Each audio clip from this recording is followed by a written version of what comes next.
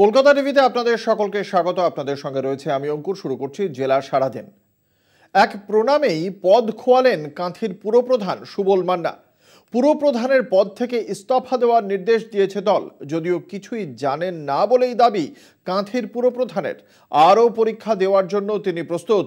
দল অসম্মানিত হলে তিনি দলের কাছে ক্ষমা প্রার্থী।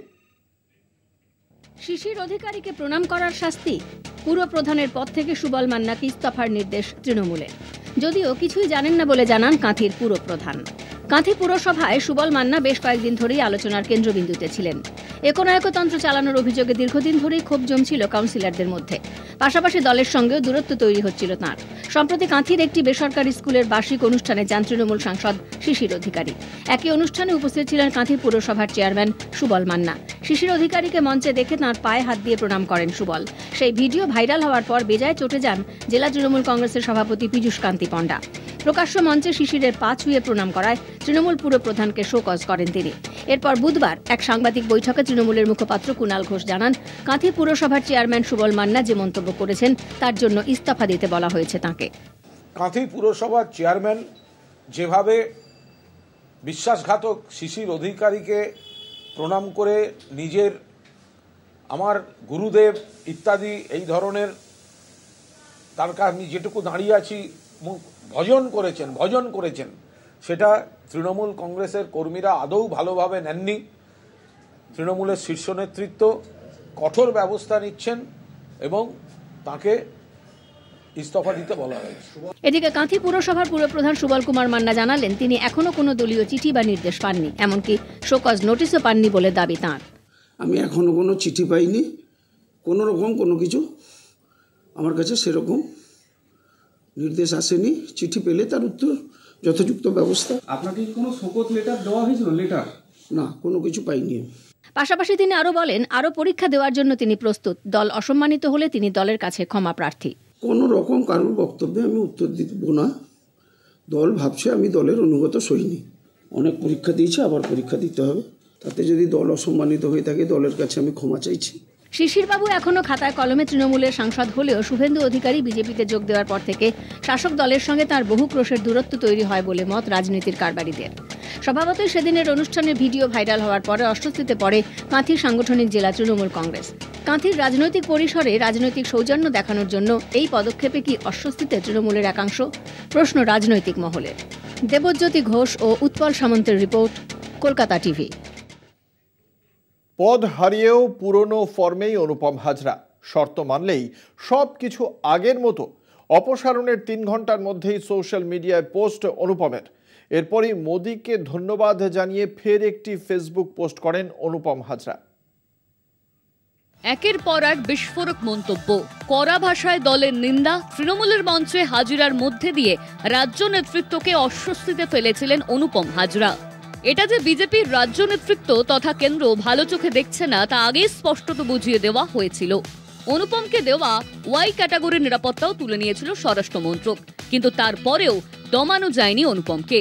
তাই বঙ্গের শাহী সফরের মাঝেই অনুপমকে কঠিন শাস্তি দিলেন জেপি নাড্ডা।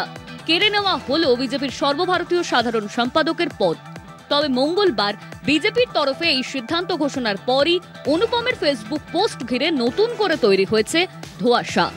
অনুপম মঙ্গলবার রাত্রি 2:16 লেখেন, পদ থেকে সরানো ঠিক 3 ঘন্টার মধ্যেই বার্তা, কিছু শর্ত মেনে চললে আবার সব আগের মতো। অনুপমের দাবি, তাকে শর্ত সাপেক্ষে পদ ফিরিয়ে দিতে চাইছে বিজেপি। যদিও কি শর্ত তা স্পষ্ট করেননি অপসারিত বিজেপি নেতা, কিন্তু সাংবাদিকদের মুখোমুখি হয়ে কার্যত মুখে কুলু পেটেছেন তিনি। আমি এখন 2 দিনের জন্য হিমালয়ে যাচ্ছি, হিমালয় থেকে ফিরে আসি, 3য় দিনের দিন কথা হবে। Happy new year, happy new year. এই বিষয়টা একটু বলুন যে কি হয়েছিল। নতুন বছরের সবাইকে শুভকামনা জানাই। তবে অনুপমের এই পরিণতি তার কৃতকর্মের ফল বলেই দাবি করেছেন বিজেপির বীরভূম সাংগঠনিক জেলা সভাপতি ধ্রুব সাহা। অন্যদিকে অনুপমকে অপসারণের তথ্য মানতে নারাজ বিজেপির মুখপাত্র শ্রমিক ভট্টাচার্য। যেমন কর্ম তেমন ফল। বঞ্চিত লোকেদের ভাগ্য ঠিক করতে গিয়ে নিজে বঞ্চিত হয়ে গেছেন না। আর একটা বাংলায় প্রচলিত কথা আছে, জানি না এখানে সাজবে কিনা, বানরের গলায় মুক্তোর মালা দিলে বানর সেটার মর্যাদা বুঝে না। আমার কাছে যতটা খবর আছে, ওনার যেটা বাংলো সেটা ছাড়া চিঠি চলে গেছে। অপসারিত এই শব্দের সঙ্গে আমি একমত নই। পার্টিও এটাকে সমর্থন করে না। পার্টি নির্দিষ্ট গঠনতন্ত্র আছে, এটা কোনো পরিবারতান্ত্রিক রাজনৈতিক দল নয়, একটা ব্যক্তির ইচ্ছায় চলা রাজনৈতিক দল নয়। এটা যেখানে হয় সেটা সম্মিলিতভাবে পার্টির যাদের কাজ তারা ঠিক করে। এখানেই থেমে থাকেননি অনুপম। প্রধানমন্ত্রী নরেন্দ্র মোদীকে উদ্ধৃত করেও ফেসবুক পোস্ট করেন তিনি। লেখেন, মোদিজি, সবকিছুর জন্য আপনাকে ধন্যবাদ। আপনি যদি বিশ্বাস করেন আপনি ঠিক, তবু আপনার সমালোচনা হচ্ছে, আপনার উপর চিৎকার হচ্ছে, তাহলে মনে রাখবেন প্রতি খেলায় দর্শকরাই চেঁচামেচি করে, খেলোয়াড়রা চিৎকার করে না। খেলোয়াড় হয়ে উঠুন, নিজের ওপর বিশ্বাস রাখুন। এই নিয়ে মুখ খুলেছেন তৃণমূল নেতা কাজল শেখ। তার মতে, যারা বিজেপির ভ্রষ্টাচারের বিরুদ্ধে রুখে দাঁড়াবে তাদের দল থেকে বহিষ্কার করাই বিজেপির নীতি। কিন্তু বর্তমানে বিজেপির দলে চোর চাপটা দাগাবাজ ধান্দাবাজ ছাড়া অন্য কেউ আছে বলে তো আমার মনে হয় না।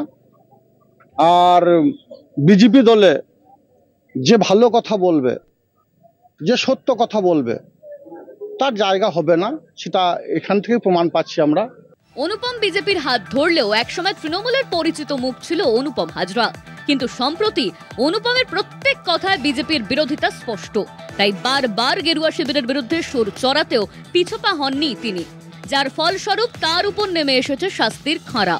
এই আবহে কি ফের দল বদলাবেন অনুপম, নাকি শর্ত মেনে নিয়েই বিজেপিতেই টিকে থাকবেন তিনি? সেদিকেই তাকিয়ে রাজনৈতিক মহল। বীরভূম থেকে মনা বীরবংশুর রিপোর্ট, কলকাতা টিভি। সুকান্ত মজুমদারকে জুতো মারার হুঁশিয়ারি, বিবেকানন্দকে অপমান করছে জুতোটুকুই পাওনা, এমনই হুঁশিয়ারি আইএনটিটিইউসির নেতা সোমনাথ মুখোপাধ্যায়ের। বাঁকুড়ার কতুলপুরের একটি সভা মঞ্চে এই মন্তব্য ঘিরে শুরু রাজনৈতিক তরজা। নরেন্দ্র দামোদর দাস মোদীর চামচাগিরি করার জন্য তুমি আজকে বিবেকানন্দকে অপমান করেছো। আমি যদি প্রকৃত হিন্দু হয়ে থাকি আর যদি একটিবারও সুযোগ পাই, ওই সুকান্ত মজুমদারকে জুতো পেটা করে দেখিয়ে দেবো যে আমরা প্রকৃত হিন্দু, আমরা তোমাদের মতো ভেকদারি হিন্দু না। এভাবেই প্রকাশ্য সভা মঞ্চ থেকে বেলাগাম মন্তব্য করে বিতর্কে জড়ালেন বিষ্ণুপুর সাংগঠনিক জেলার আইএনটিটিইউসির জেলা সভাপতি সোমনাথ মুখোপাধ্যায়। কতুলপুরের একটি সভা মঞ্চে বক্তব্য রাখতে গিয়ে স্বামী বিবেকানন্দ নিয়ে সুকান্ত মজুমদারের মন্তব্যের প্রসঙ্গ টেনে হুঁশিয়ারি দেন তৃণমূলের এই শ্রমিক নেতা। প্রসঙ্গত, বাঁকুড়ার কতুলপুরের পানাহার এলাকায় তৃণমূলের শ্রমিক সংগঠন আইএনটিটিইউসির একটি রক্তদান কর্মসূচি ছিল। কর্মসূচির শেষে সোমনাথ মুখোপাধ্যায় নিজের বক্তব্যের সমর্থনে সাফাই দিয়ে বলেন, প্রতিহিংসার রাজনীতি যারা যা বলছে বলুক, কিন্তু আগে আমি ভারতবাসী, আগে আমি হিন্দু। আমার বিবেকানন্দকে অপমান করলে যদি আমি তাকে বলি জুতো পেটা করতে হবে, এটা যদি প্রতিহিংসা মনে হয় সেটা তাদের নিজেদের ব্যাপার। তৃণমূলের শ্রমিক নেতার এই বক্তব্যকে কটাক্ষ বিজেপির। দলের অন্দরে নিজের নম্বর বাড়াতেই এ ধরনের কথা বলছেন ওই শ্রমিক নেতা। সোমনাথ বাবুর ব্যাপারটা হচ্ছে তিনি নাম্বার বাড়াতে চাইছেন, যে যেভাবে হোক দলে নাম্বার বাড়াতে হবে। এর আগের বারে বক্তব্য তিনি বলেছিলেন 5 মিনিটের মধ্যে বার্ধক্য ভাতা, বিধবা ভাতা, অমুক অক্ষম ভাতা এসব নাকি বন্ধ করে দিতে পারে। আমরা বলেছিলাম ঠিক আছে, বন্ধ করে দেখান। তো তৃণমূলের কালচারটাই হচ্ছে এখন হচ্ছে যে ভারতীয় জনতা পার্টির বরিষ্ঠ নেতৃত্বকে যেভাবে হোক আক্রমণ করে নিজেকে দলের মধ্যে নাম্বার বাড়ানো। তো তাই সোমনাথবাবু করেছেন। কুকথার রাজনীতি নতুন নয়। আসন্ন লোকসভা ভোট আবহে ক্ষমতা দখলে মরিয়া শাসক বিরোধী দুই যুযুধান শিবির। পারস্পরিক অভিযোগ পাল্টা অভিযোগে সরগরম রাজ্য রাজনীতি। এই আবহে শ্রমিক নেতার মন্তব্যে ফের শুরু রাজনৈতিক তরজা। বাঁকুড়া থেকে সৈয়দ মফিজুল হোদার রিপোর্ট, কলকাতা টিভি। এখন এই পর্যন্তই। নেব একটা ছোট্ট বিরতির পর ফিরে আসছি, সঙ্গে থাকুন। গঙ্গাসাগর মেলা নিয়ে প্রশাসনিক বৈঠক মুখ্যমন্ত্রী মমতা বন্দ্যোপাধ্যায়ের।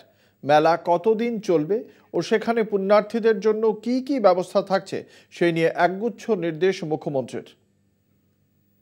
গঙ্গাসাগরের প্রস্তুতি নিয়ে নবান্নে বৈঠক সারলেন মুখ্যমন্ত্রী মমতা বন্দ্যোপাধ্যায়। পুলিশ এবং প্রশাসনের কর্তাদের নিয়ে বৈঠক করলেন তিনি। মেলা কতদিন চলবে, সেখানে পুণ্যার্থীদের জন্য কি কি ব্যবস্থা থাকছে সেই নিয়ে বিস্তারিত আলোচনা করেন তিনি। মেলায় ভিআইপিদের পাইলট কার নিয়ে ভিড় না করার নির্দেশ মুখ্যমন্ত্রীর। দেখে নেবেন, ভিআইপিসরা খুব প্রয়োজন না থাকলে ভিআইপিস উইল নট বি অ্যালাউড। কারণ এত ভিড়ের মধ্যে যদি ভিআইপিরা যায় তাহলে কিন্তু প্রবলেম হয়ে যায়।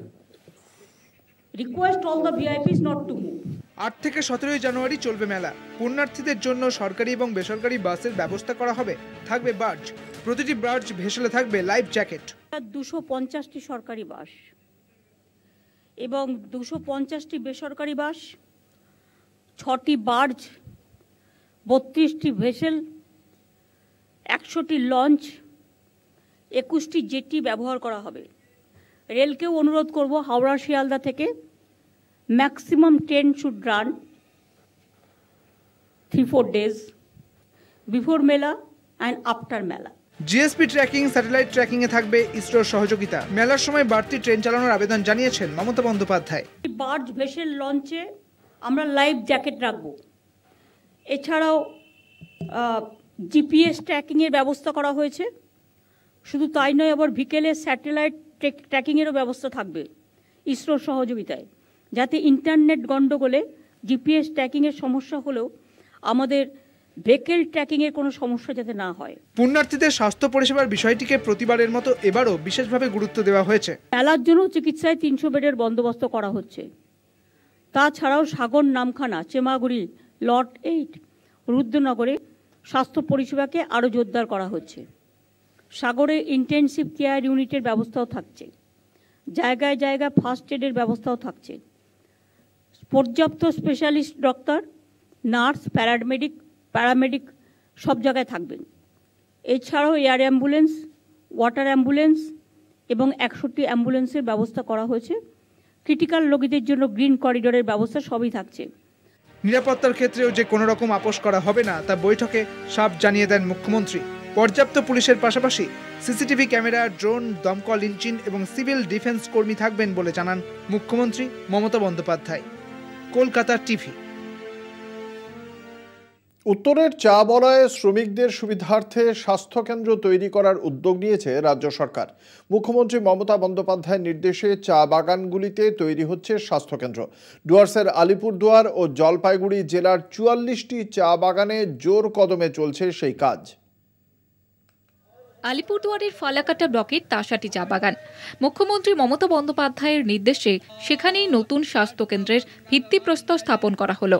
অনুষ্ঠানে উপস্থিত ছিলেন তাসাটি চা বাগানের ম্যানেজার বিপ্লব চক্রবর্তী, বিশিষ্ট সমাজসেবী সৌমিন রায়, দলগাঁও গ্রাম পঞ্চায়েতের প্রধান জাগৃতি টোপ্পো, ছিলেন উপপ্রধান অমিত নাগ, দলগাঁও গ্রাম পঞ্চায়েতের প্রাক্তন প্রধান আনন্দ খারিয়া প্রমুখ। সত্যি এটা আমাদের কাছে ভাগ্যের ব্যাপার, একটা এরকম হসপিটাল পাওয়া আমাদের জন্য। সবাই আশেপাশে এখানে যারা পঞ্চায়েতের প্রধান আছেন বা যারা এক্স প্রধান আছেন বা যারা এখানে আছেন, তারা সত্যি খুব ভালো একটা উদ্যোগ নিয়েছে। প্রত্যেকটার সাথে ইনভলভ, ডাইরেক্টলি ইনভলভ বা ইনডাইরেক্টলি ইনভলভ, তাদের সবাইকে আমি ধন্যবাদ জানাবো।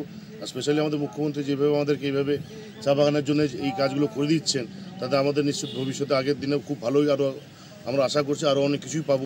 চা বাগানগুলিতে নতুন স্বাস্থ্যকেন্দ্র তৈরি হওয়ায় খুশি চা বাগানের শ্রমিকরা। কারণ এতদিন চা বাগানে ভালো কোনো স্বাস্থ্যকেন্দ্র না থাকায় যথেষ্ট সমস্যার সম্মুখীন হতেন তারা। তাদের প্রায় 20 থেকে 30 কিলোমিটার দূরে গ্রামীণ হাসপাতাল এবং জেলা হাসপাতালে যেতে হতো। অনেক সময় এমনও হয়েছে হাসপাতালে পৌঁছানোর আগে পথেই মৃত্যু হয়েছে রোগীর। হসপিটাল হলে আমাদের সুখ সুবিধা হবে, বিপুলা যেতে লাগবে না, ফালাকাটা যেতে লাগবে না, হয়তো আলিপুরও তো যেতে লাগবে না। এখানে সুখ সুবিধা পুরা দিদি দিতেছে। এই নিয়ে তৃণমূলের রাজ্যসভার সাংসদ ও চা শ্রমিক ইউনিয়নের কেন্দ্রীয় নেতা প্রকাশচিক বড়াইক জানান, চা বলয়ে স্বাস্থ্যকেন্দ্রের জন্য মুখ্যমন্ত্রীর কাছে আবেদন করা হয়েছিল। তার উদ্যোগেই আলিপুরদুয়ার জেলায় 17টি হাসপাতাল ও জলপাইগুড়ি জেলা নিয়ে মোট 44টি হাসপাতাল হচ্ছে। প্রত্যেকটি হাসপাতালে অ্যাম্বুলেন্স থেকে শুরু করে সব রকমের ব্যবস্থা হচ্ছে। কোম্পানি বা কোনো চা বাগানের মালিক মেডিকেল ইনফ্রাস্ট্রাকচার ঠিক করে নেয়, তার জন্য আমরা দরখাস্ত করেছিলাম মাননীয় মুখ্যমন্ত্রীকে। জলপাইগুড়ি এবং আলিপুরদুয়ার জেলা মিলায় 44টা হসপিটাল এবং 70টা ক্রেস হাউস হচ্ছে এবং রাজ্যের মাননীয় মুখ্যমন্ত্রী 2টা হসপিটাল ইনোগ্রেশন কিন্তু মঞ্চের মাধ্যম থেকে করে দিলেন। প্রায় সমস্ত চা বাগানেরই একই সমস্যা দেখা যেত। শ্রমিকদের সমস্যার চিন্তাভাবনা করে চা বাগানগুলিতে স্বাস্থ্যকেন্দ্র তৈরির সিদ্ধান্ত এই প্রথম। মুখ্যমন্ত্রী এবং রাজ্য সরকারের এই উদ্যোগে খুশি চা বাগানের শ্রমিকরা। আলিপুরদুয়ার থেকে অজয় সায়ের রিপোর্ট, কলকাতা টিভি। একটা বিরতির পর ফিরে আসি, সঙ্গে থাকুন। আগেই জানিয়েছিল কলকাতা টিভি সেই খবরে শিলমোহর রাজ্য পুলিশের ডিজি বা director general of police West Bengal হচ্ছেন রাজীব কুমার।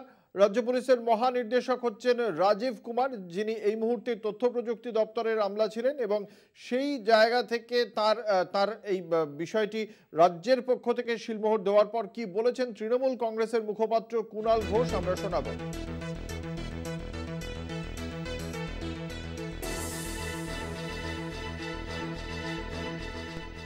বলবেন রাজীব কুমার বেসিক্যালি একজন দক্ষ পুলিশ অফিসার।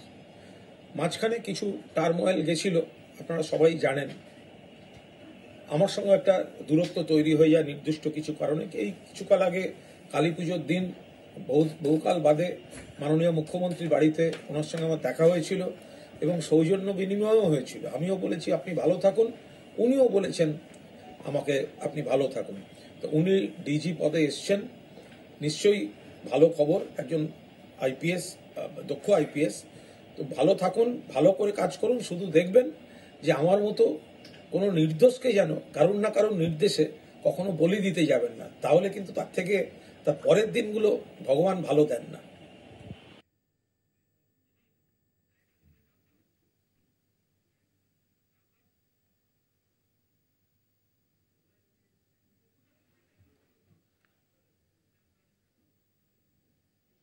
বিপজ্জনক অবস্থায় ছিল মেচেদা রেলওয়ে স্টেশনের ফুটওভার ব্রিজ।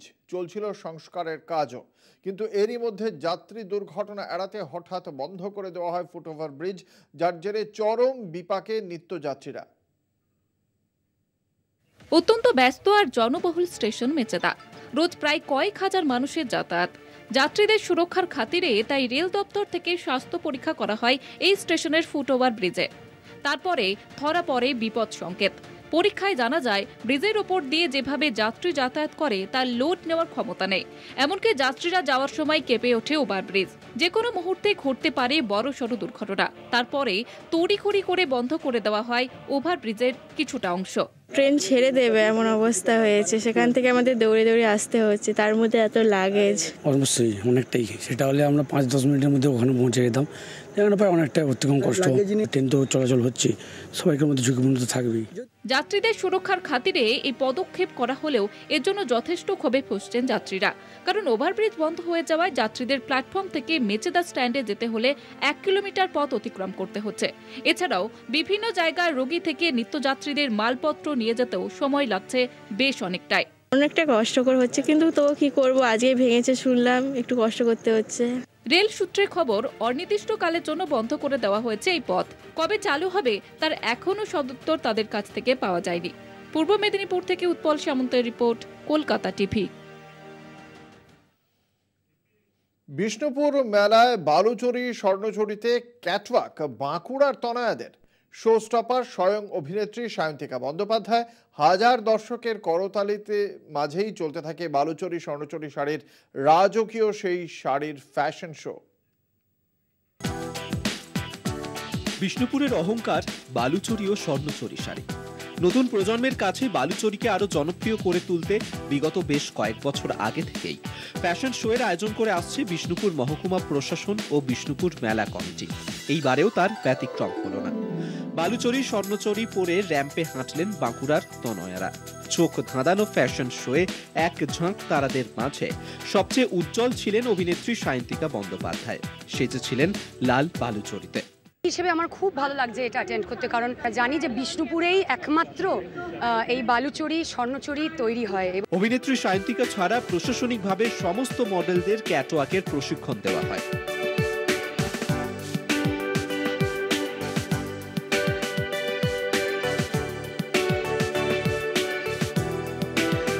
চোখ ধাঁধানো রঙিন আলোতে হাজার হাজার দর্শকের মাঝে র্যাম্পে কলা কুশলীরা তুলে ধরলেন বিষ্ণুপুরের বালুচরি ও স্বর্ণচরি শাড়িকে। প্রচার বাড়াতেই এই উদ্যোগ জানালেন বিষ্ণুপুর মেলা কমিটি। বিষ্ণুপুরের ঐতিহ্য বালুচরি স্বর্ণচরি শাড়ি, সেই শিল্পটাকে তুলে ধরবার জন্য, প্রমোট করার জন্য মূলত আজকের এই ফ্যাশন শো এর আয়োজন। স্থানীয় মহিলারা পার্টিসিপেট করেছেন। বালুচরি ও স্বর্ণচরি শাড়ি রাজ্য দেশ ছাড়িয়ে বিদেশে বাজারকেই আরো বিস্তৃত করতেই এই উদ্যোগ। বিষ্ণুপুর মেলার ৬ষ্ঠ দিনে ফ্যাশন শো এর আয়োজন করা হয়েছিল। বাঁকুড়া থেকে স্বরূপ গঙ্গোপাধ্যায়ের রিপোর্ট, কলকাতা টিভি।